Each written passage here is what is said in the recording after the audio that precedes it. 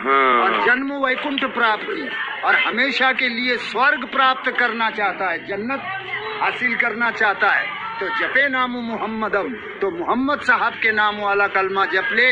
वो है ला इलाहा इल्लल्लाह मुहम्मद रसूलुल्लाह सल्लल्लाहु अलैहि वसल्लम।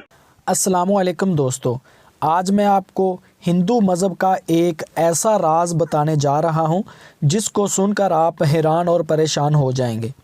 दोस्तों, जिस हिंदू ने ज़्यादा गुनाह किए हों, ज़्यादा पाप किए हों, तो उस हिंदू की जब मौत का वक़्त आता है तो हिंदू पंडित इस मरने वाले के कान में जो बात कहते हैं इसे अनकही मंत्र कहते हैं, क्योंकि इस हिंदू की जान अटक जाती है, जान निकलती नहीं।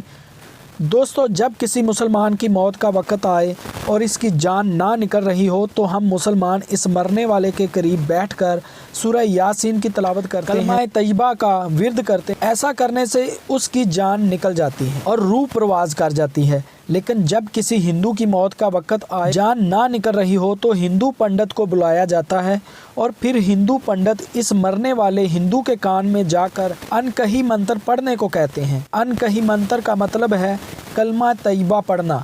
जब मरने वाला हिंदू कलमा तैयबा पढ़ता है तो इसकी जान निकल जाती है।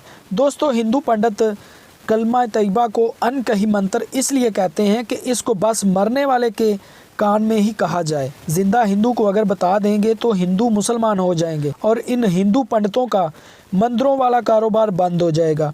इसलिए अनकही मंत्र को राज रखा गया है, छुपा कर रखा गया है। दोस्तों, हिंदू पंडित हज़रत मोहम्मद सल्लल्लाहु अलैहि वसल्लम की शान के बारे में जानते हैं, इकरार करते हैं, लेकिन दुनिया के सामने नहीं मानते। सबूत के साथ आपको वीडियो भी दिखा रहा हूँ। इस हिंदू पंडित ने सब कुछ सच बता दिया है। अनकही का मंत्र है जिसको सकरात के आलम में जब मृत्यु जान नहीं निकलती है ना, तो उस वक्त महाब्राह्मण को बुलाया जाता है और ये मंत्र पढ़ा जाता है। इस मंत्र का नाम रखा गया है अनकही।